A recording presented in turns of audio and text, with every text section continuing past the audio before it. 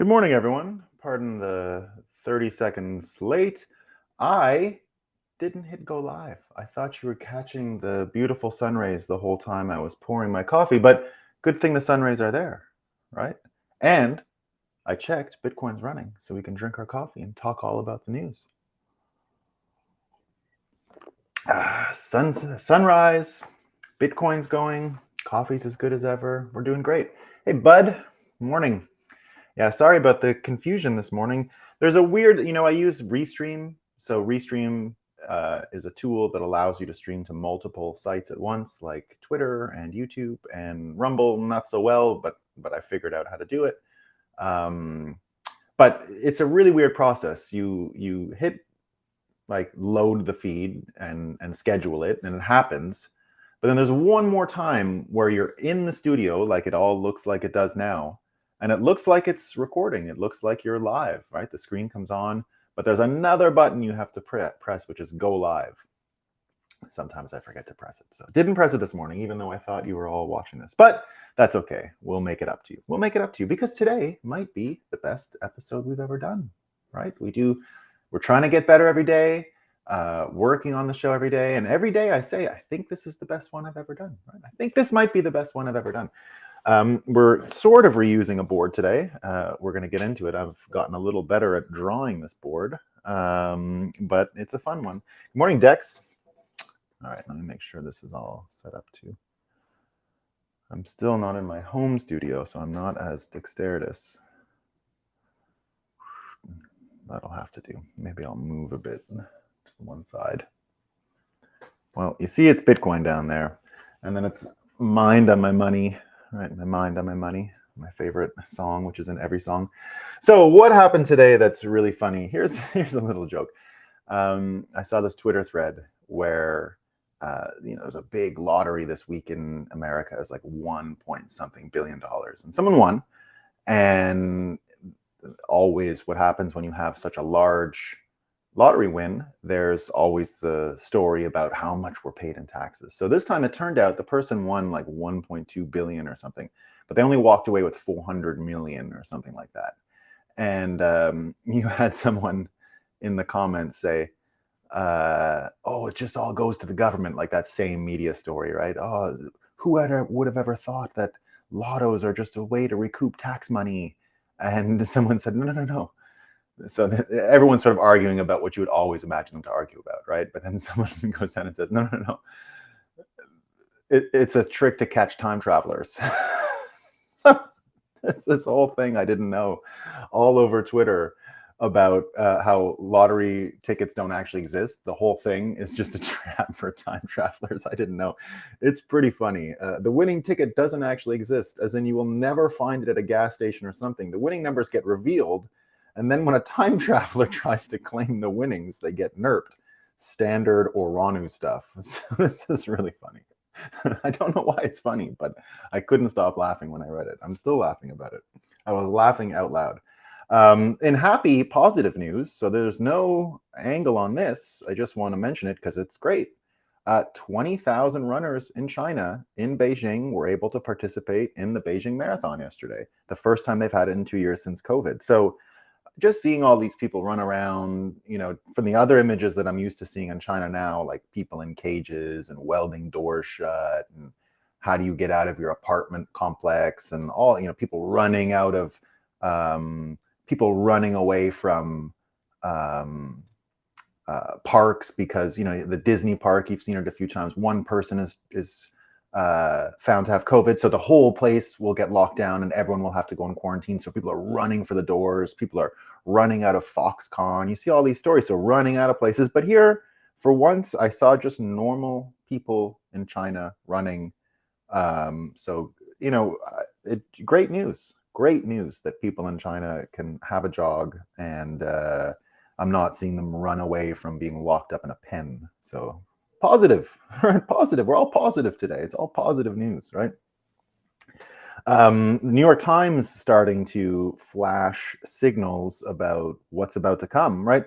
So in the whole world of persuasion, here's something that is really valuable, right? People will always tell you what they want. Always. they might code the language, but in the end, the word choice, the word selection will sort of underline what is going on in the subconscious, in the actual intentions. We're going to talk about a lot about intentions, incentives, and all that stuff today. But here, the New York Times coming right out and saying what they're up to. Researchers have identified a new and more narrowly targeted Russian misinformation ahead of Tuesday's midterms. It appears intended to not only undermine the US electoral system, but also the Biden administration's military assistance to Ukraine. So we'll see. We'll see. The New York Times saying there's going to be misinformation. Will it be them? Will it be others? We don't know, right? That's what we're here for. Biden also had a really sad story where they were saying, oh, poor fella. You know, he really tried to preside over a moment of reconciliation. This is from the New York Times again, after the turmoil of the Trump years. But wait, like, where's the context? The whole point of his campaign was to call half of Americans racist liars. How in the heck was this ever even in the cards? How was this ever even in the cards? You know, I never had a problem with people calling Trump names ever. I thought that was absolutely appropriate. I love when politicians call politicians names. The thing that was different this time with Biden and the Dems is they called Americans names, right? You can call Trump a fascist all day long. I don't care. Go for it, right? I won't defend him.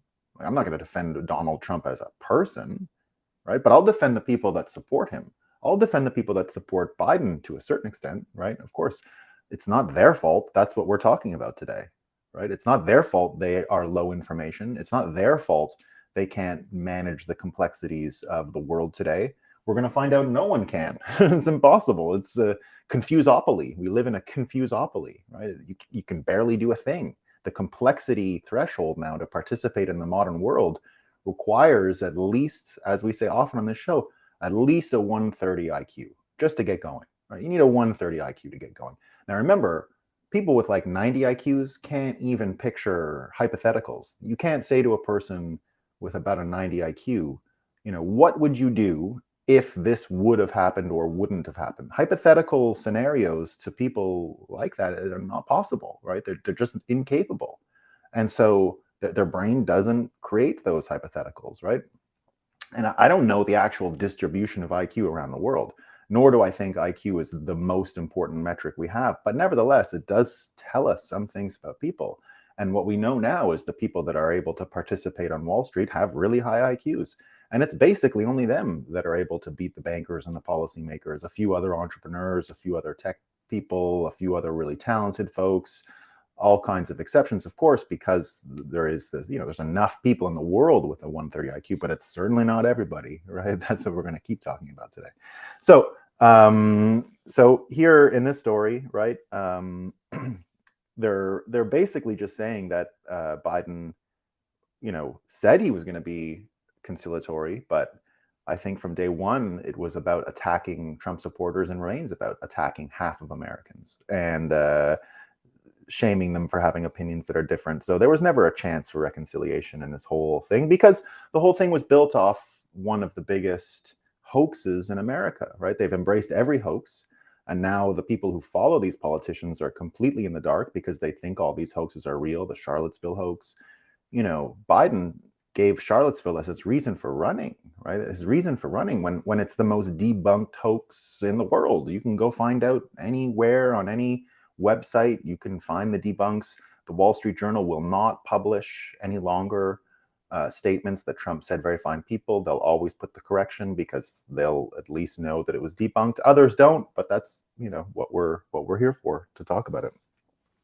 So poor Biden yesterday, he's up there, and you know, we made the pooper scooper comment yesterday because just a few days ago he said he was going to shut down all the coal mines in Pennsylvania, and of course Pennsylvania is a huge battleground, right? Tomorrow we're going to be doing a Bitcoin Magazine election watch show in the evening for the midterms in the United States. So if you want to see all the Bitcoin stuff, the Bitcoin related races, policy changes that are coming, we're going to cover it. We're going to give you the orange lens, not the red or blue lens, to follow the elections. But we'll be a home for Bitcoiners to have a laugh, follow what's going on, and find out what's at stake and what advantages are coming for Bitcoiners in the short term and what disadvantages are coming in the short term, right?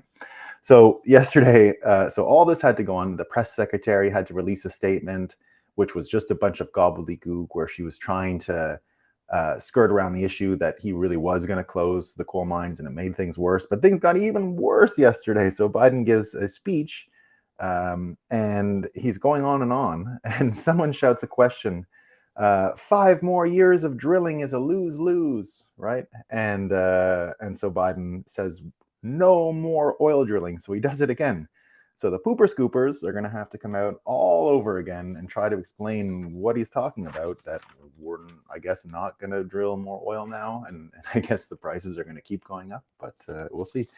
Meanwhile, in Egypt, the COP27, right? That's the Congress of Parties or something like that. COP. Anyway, it's where all these environmentalists get together and lecture the world more, but it's the financial piece. So last year it was in the UK, and we've made the argument a few times. Mark Carney presides over the fund, and it was like $150 trillion or something absurd, like half of the money in the world that was dedicated to this fund. So I've made the argument a few times.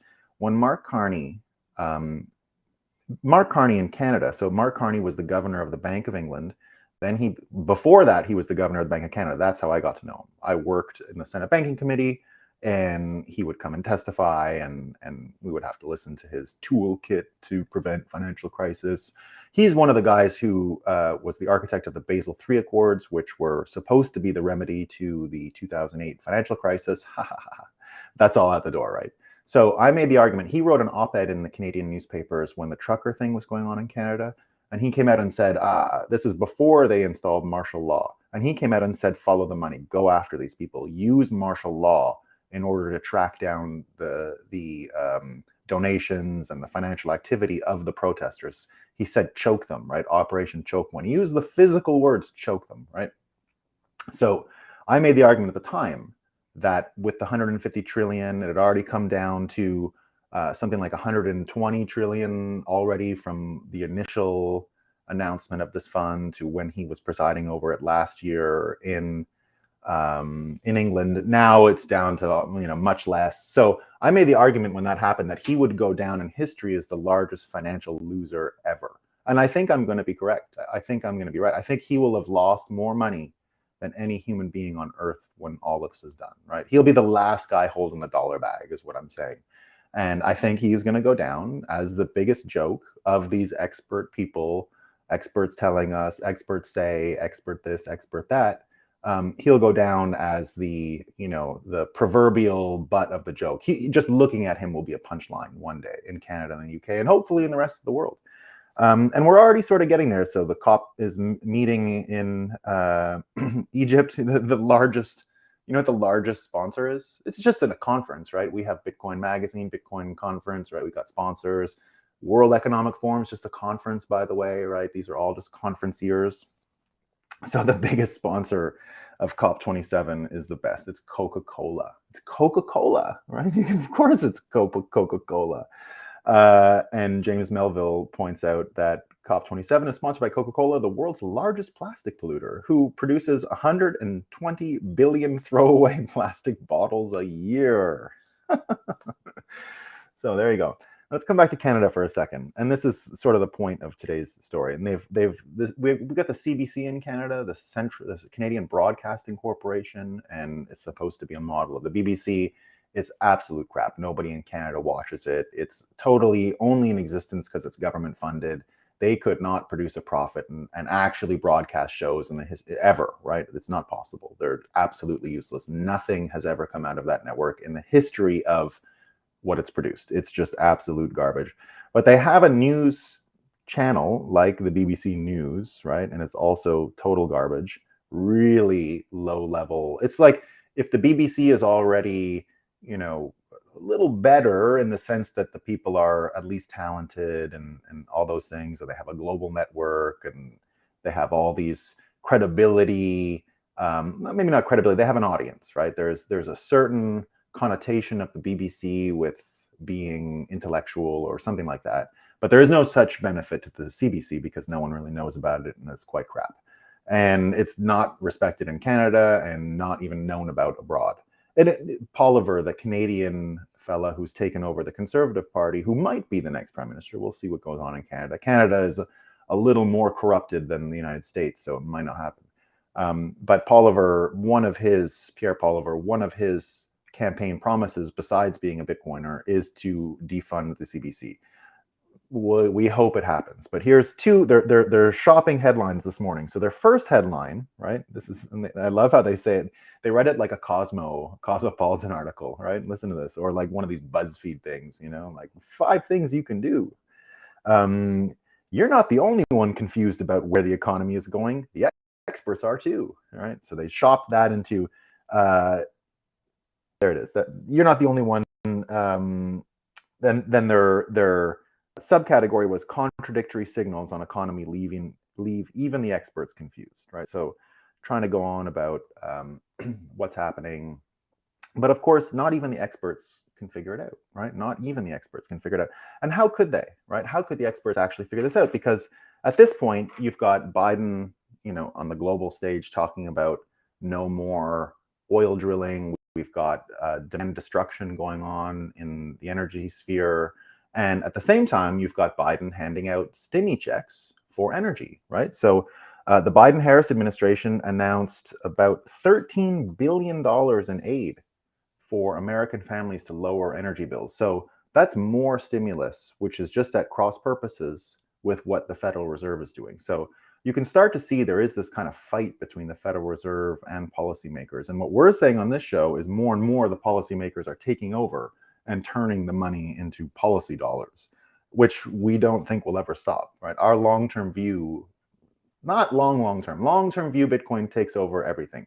But in this intermediate stage, with dealing with actual policy dollars, I think we're going to end up adopting UBI as a kind of bridge for how to deal with policy dollars. And the US dollar, the Canadian dollar, just become literal policy dollars and are there for consumption and to be distributed to the people for various reasons with all the strings attached that you can imagine.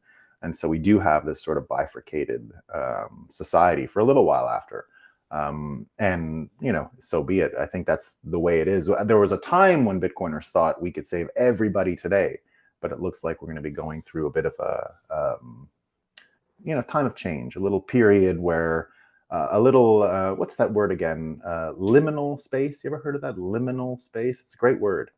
Liminal space is the period where, you've just moved out of a apartment, right? And your place is all empty now. So it's not, no one else has moved in, but no one else is there. Or a school in the summertime, right? It gives that really strange feeling where you see all these videos online now, abandoned malls, and people go into the mall and it gives that spooky feeling, right? That's a liminal space. It's one of the most anxiety-inducing conditions you can be in. And I think globally, we're in this sort of liminal space right now with Bitcoin not really taking over psychologically in people's minds as the de facto money by which they count and understand the system and understand incentives and understand what people are doing. We're not quite there yet, right? So we're still trying to make sense of the world in dollars. And therefore, it's sort of like an empty apartment or an abandoned mall, right? It brings up all the anxiety of liminal space. So we're going to keep talking about it. And that's what it looks like when you've got these sort of cross purposes of government and what's supposed to be the Federal Reserve, neither federal nor a reserve, that is supposed to be neutral. And of course, we see that they're bound by the pressures. Speaking of bound by the pressures, just go back to the COP27 thing for a second. So, they go on and on and on about don't eat meat and it's bad for the environment. Someone shared the dining menu at COP27. Of course, it's beef and sea bass and marinated meats and Angus beef medallion and salmon with creamy sauce, and it's all these. There's no bugs on the menu. No bugs on the menu. What do you mean? No bugs on the menu. Ridiculous. So everyone today talking about the Twitter Kathy Griffin stuff, right? And we're going to get into the board now because this is where we're at, right? So This comparison here is basically how I see the world changing from a fiat standard to a Bitcoin standard. And we see the eye of the pyramid and the dollar being the top. And this is what a top-down system really ends up looking like, right? So the money is on top, and then you have all of this information and energy. And I make this argument a lot, right? That time is money, money is time, right? We're moving to that. That's the whole point of Bitcoin being an actual clock that lets you know what happened when, right? That's basically Bitcoin. What happened when, right? And so we can start putting time into this element and have this consistency in order to evaluate things as we go along. But here, when we've got money at the top and it's all top down, the equation then is not time equals money. It's time equals money plus the cost of information plus the cost of energy, right? Those two things, even in history, right? The cost of information being closer to the information made you wealthier, save time, right? Being close to energy allowed you to be efficient. Having the energy allowed you to be efficient, and you could produce money through it, right? You can produce, save time, better farming, more efficient markets, all these things. So at the very beginning of the fiat system, this sort of worked a lot better, right? You were able to produce a lot of energy. You understood the energy producers, the publishers. Those were the two big winners of the original fiat expansion in the 1800s after the Civil War, right? It was the press, the news, everyone coming out with new newspapers. You know, Abraham Lincoln owned something like 200 newspapers. He was a meme lord, right? He was a meme lord. He was a blogging, publishing meme lord. And he would own papers to spread his point of view. And that was very common. It was not looked down upon. It was not looked at as suspicious in any way. I'm just going to adjust my seat here. It was not looked at as suspicious in any way. It was very normal. Every politician owned the newspapers. So that's how you got good press. You owned a newspaper and it said nice things about you. It was great, right? And then energy, of course, was all just getting exploited for the first time. So they had even a trouble of explaining to people that oil was finite and that there should be a cost, because it was easy as gathering water. And if you remember, even in the lives of some people like myself, I remember when the idea of paying for water was insane, right? We didn't know how tainted the tap water was at the time. But, you know, in the 90s, if someone said to you, go buy water instead of a Coca-Cola, you'd say to them, like, I'm not wasting my money on a bottle of water. I'll go get it for free. I got $1 in my pocket. I'm going to get a Coke, right? The idea of that now is just insane, right? You would never do that. And you'd pay for water any day from a spring or anything like that. But at the time, information levels were low. We didn't really understand what was going on. We didn't know our water supply was tainted. We didn't know people would taint our water supply. It was insane. No, you wouldn't imagine that in a million years. So, you know, really money really was time, right? You need time, so you can switch the equation, right? Time plus the cost of information plus the cost of energy, right? And in the end, people are sitting here trying to figure this all out. Well, that's where we get to this confusopoly. That's where we get to the inability to even navigate the modern world and make sense of anything that's going on. That's where you get to this liminal space and why people are so anxious and why people are having trouble making sense of anything around them, right? Because in the end, you can't really follow the money, because everyone here is close to the money and trying to make more of this. They're not actually trying to help you. The flow is this way, right? The information and the control is top down. But you're trying to sit here and see through all of this to figure out who's making money. It's really hard, right? That's why we're getting to the 130 IQ level.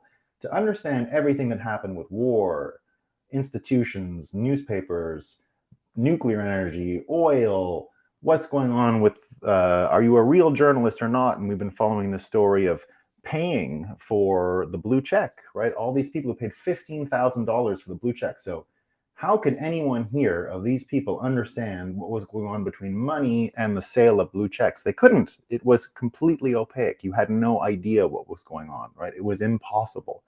Your best bet was, you know, try to listen to a newspaper, and that's the debate you'll see all day long on Twitter right now. Everyone's fighting over how this works or doesn't work, right? Is it their credibility? Is it their track record? What is it? What gives these things credibility, right? So right now we've got all this fight and everyone's freaking out and people are still going on and on and on, right? But of course, Elon Musk comes out and does a whole bunch of stuff. So where do we even start here, right? He's been his typical meme lord self. The first thing he did that I'll bring up is the severed head of Kathy Griffin.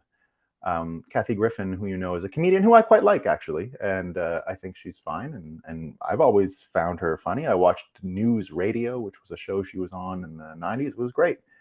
And just to be clear, Kathy Griffin is most famous these days for a picture she took when Donald Trump was president, and she had got a model of his head, and she severed it and was holding it, and it was a decapitation, right? She was holding a decapitated Donald Trump, which at the time caused a lot of uproar amongst conservatives. And I said, well, I mean, she is a comedian, like, and people would say, oh, but what about Trump has a little son? What if he sees this? And I said, well, I mean, like, he's going to see stuff like that as it is. Well, what do you think? Like, we can't adopt all kinds of new policies because Donald Trump has a son who might be sensitive, right? That's not the way the world works.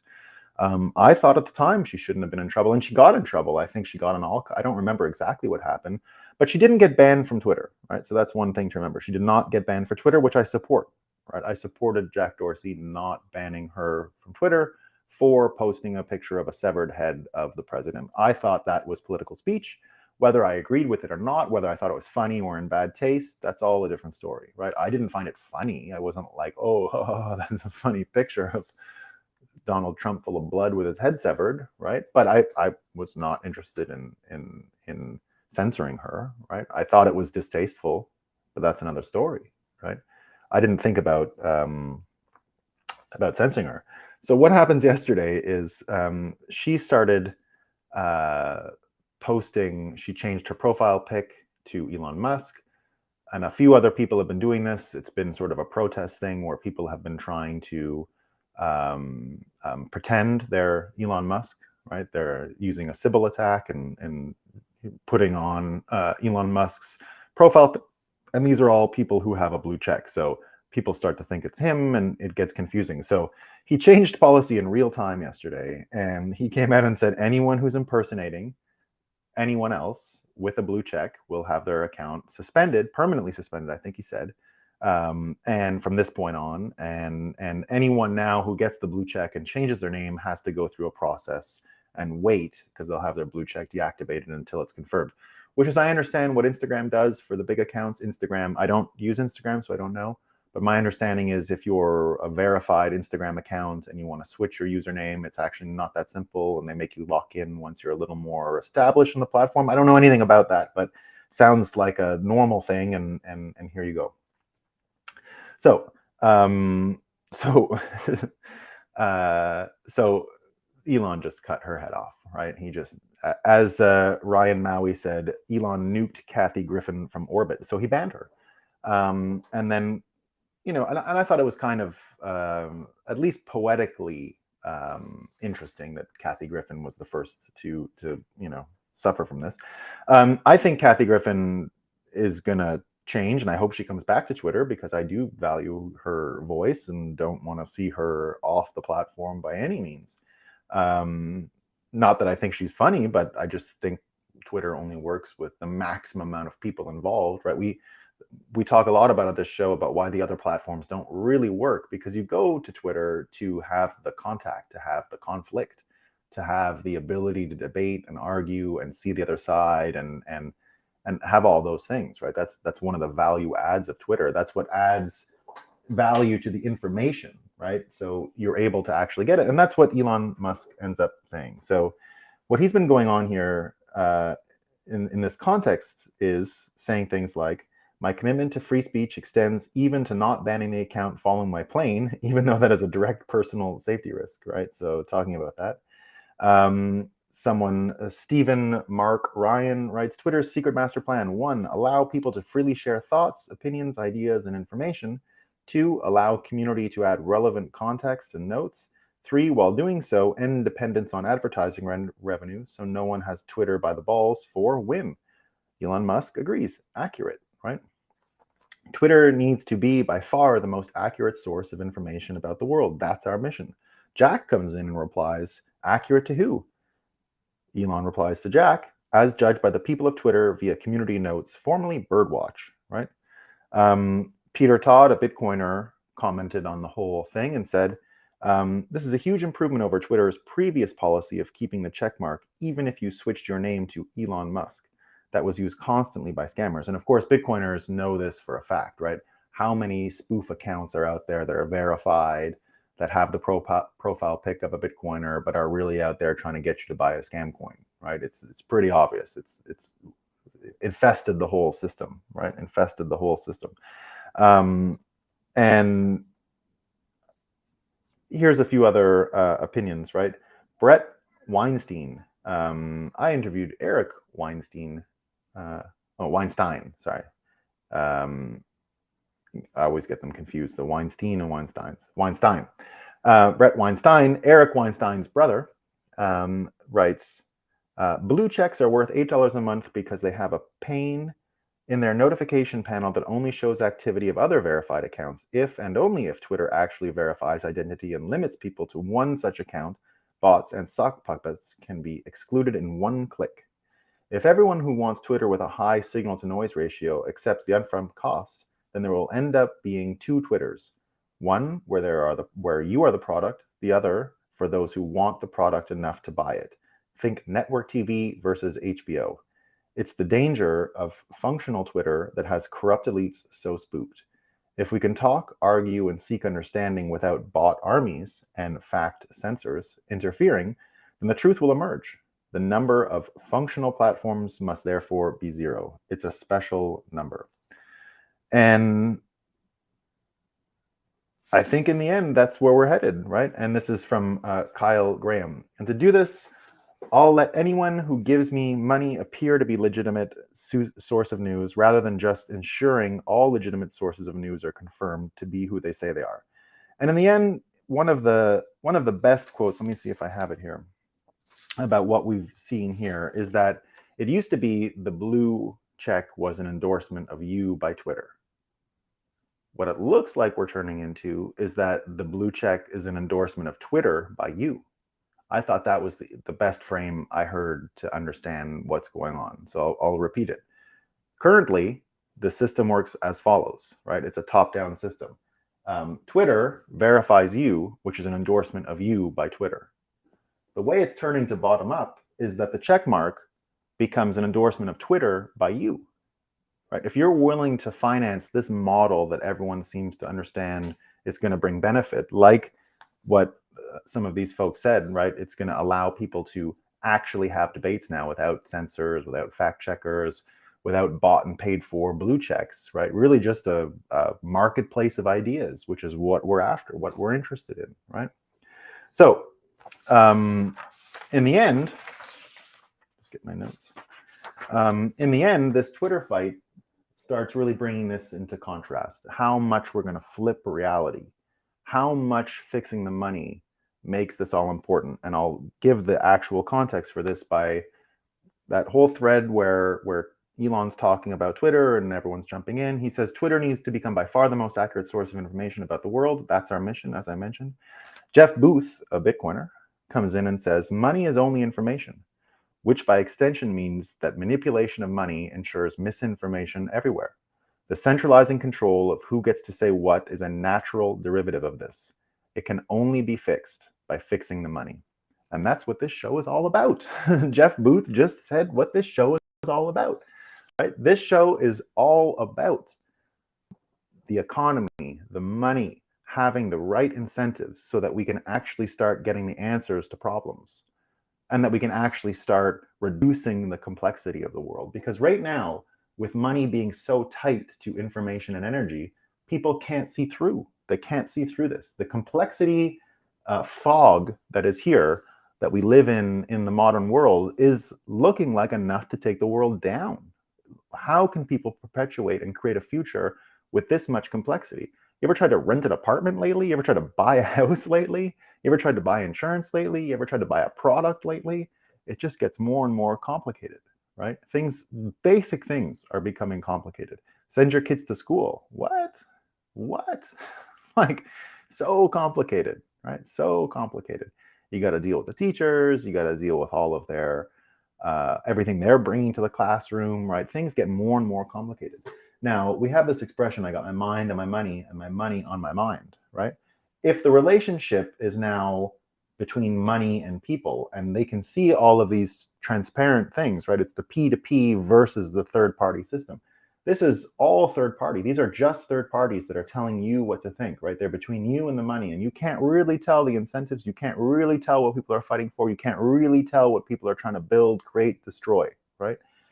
When you couple money and people, and when you do it as Satoshi explained to us, when it's people and money next to each other, your mind is on your money is on your mind, right? They're right next to each other.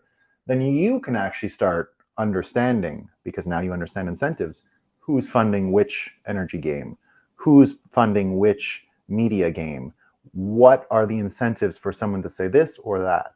And once you start understanding the incentives more, you're going to be in a much better position to be able to navigate all of this change, right? So we've got information and energy that, if we do have a Bitcoin standard change soon, are going to get cleaned up so much that this equation that I was mentioning here, that money equals time plus the cost of energy plus the cost of information, right?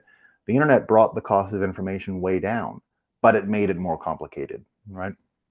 So if we can get this right, we can actually bring the cost of energy down to basically zero, right? If we get nuclear finance right, if we proliferate the amount of energy we use in the world, if we get back to creating way more capacity, energy capacity for the world, right? And if we get back to being able to trust information, who it's coming from, what their incentives are, what their motivations are, we'll be able to start describing the future a lot better. We'll start to design the future a lot better. And even when it comes to allocation of resources, right?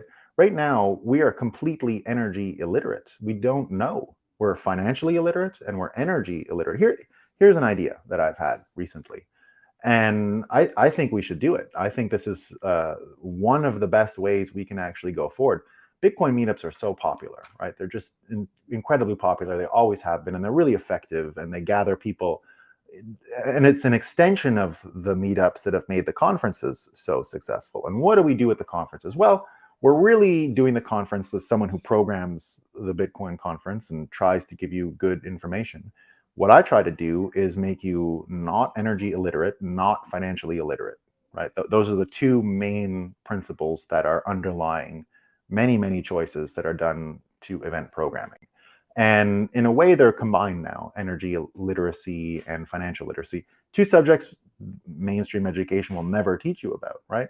And Bitcoin happens to fix both of them if we do it right. And if we do it right, we'll be able to understand the choices in our energy matrix. You won't end up with people like Joe Biden saying, we're going to get rid of coal energy, high density energy, and replace it with wind, and tell that to a bunch of Pennsylvanians, right? It's to even listen to that argument, you have to be energy illiterate. You have to be an illiterate. There's no way you can accept that argument as real with the right amount of knowledge, because you'll know that the base load requirements of fully renewable energy is not good enough for us and our habits. It's not going to allow us to perpetuate much of the economic conditions that have got us this far. If we go back to those old ways, less dense. They used wind power hundreds of years ago, thousands of years ago, right? Windmills and all that stuff. That's nothing new. But the problem with it is you can't count on it, right? And you have to be energy literate to know these things. And you still have people out there who think nuclear energy waste management is a major problem. It's not. It hasn't been for years. We figured it out, right? Especially if you know how the Gen 3 and Gen 4 reactors are designed, you'll understand right away that nuclear waste management isn't a problem anymore. Not even close, right? It's a problem for Hollywood writers who need to get something into a story to make it a little more interesting and add danger and drama, but it's not what engineers are thinking. The only limitations to what we have with nuclear energy now are in the engineering sphere. They're not in the science sphere. They're not in the breakthrough sphere. We don't need any more breakthroughs. We got all the breakthroughs. We need a few engineers to put their minds to the last little bit of problems that we have. And those problems are not that complicated, right? They are just engineering problems. No more Nobel Prizes need to be handed out to the scientists around nuclear energy. All the breakthroughs have been made. We're not looking for some waiting for nuclear fission and cold fusion. We don't need any of that stuff, right? That stuff, people can keep working on it, but that's not part of energy literacy. Energy literacy is understanding where our sources of energy comes from, how much do we need, where can this capacity be met at a consistent basis, right? Bitcoiners understand that because we're heavily plugged into the energy game. You want to know I heard one of the best criticisms of Ethereum lately, by the way, especially in the context of their proof of stake migration. And here's all you ever have to say. I think Vitalik took the energy out of Ethereum. It's really, there's no energy there anymore, which I like, right? I love it. We got Lucky 13. Oh snap! What an epic ownership of Musk. The very first thing he does after firing everyone is ban a comedian for making a joke. Zero sense of humor. Yeah, zero sense of irony. Well, I don't know if it's an ownership. Sorry, Lucky 13. Oh snap! Epic ownership of Musk or him owning her. I see it the other way around. I think, it's not embarrassing for him personally. I think it's hilarious that people aren't seeing the humor in this. Like, I think it's funny. But we'll see. There's a lot to still happen. So in the end, just having money and people closer will allow us to become energy literate, financially literate, and will allow us to actually bring in a bottom-up world, right? Where these things are produced from people's efforts and intelligence, right?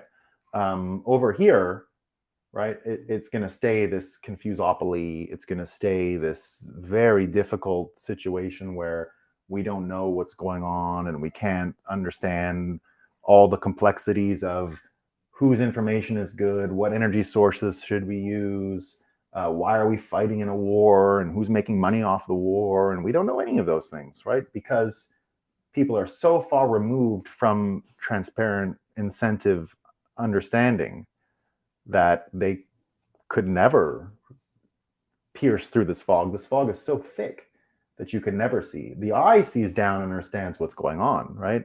But we can't do that, right? We can't do that. We can if we flip it upside down, if we literally turn reality upside down and we fix the money, as Jeff Booth said, we'll be able to make much better choices and understand our energy matrix and understand our information matrix. And we won't be paying for information. We won't be paying for energy in the same way we did, right?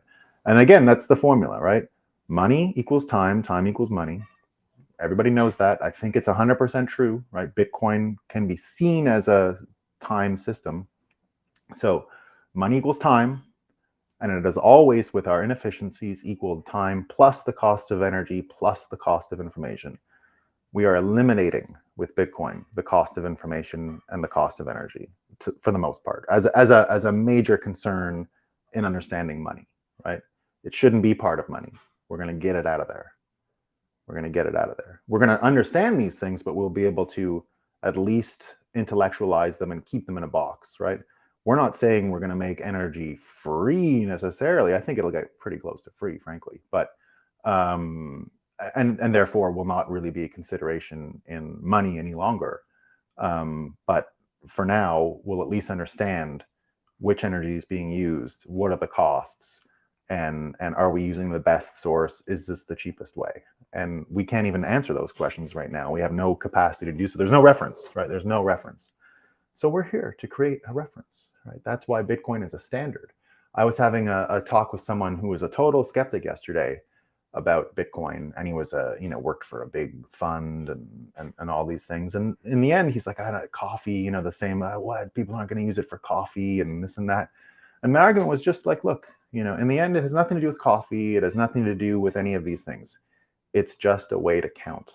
It's a way to keep track, a way to keep score that we can all agree on.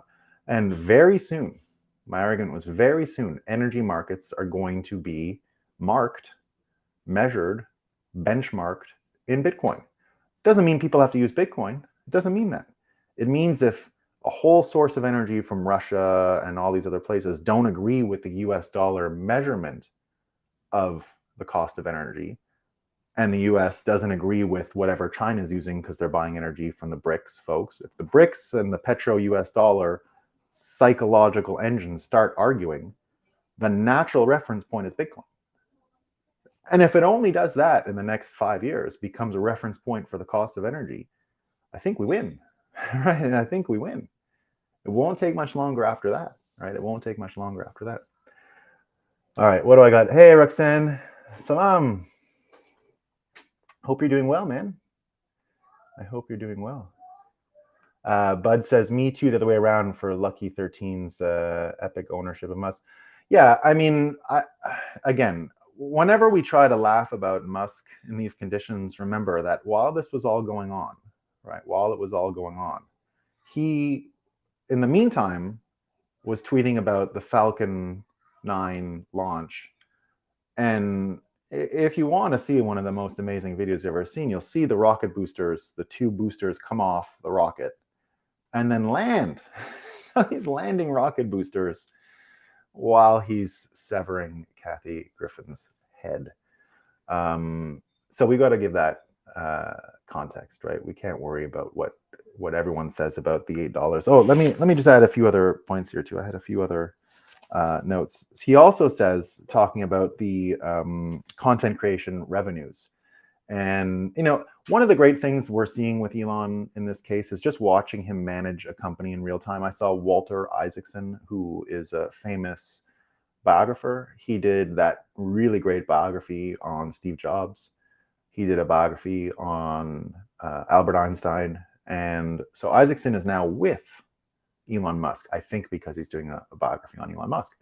And he was with Elon when Elon went to Twitter that first day, and there was that picture of him surrounded by other people at Twitter. So it turns out Elon brought his own team, right? He brought his own team of engineers, and they looked in the code base and what they wanted, what they didn't like, who was writing good code, who wasn't writing good code.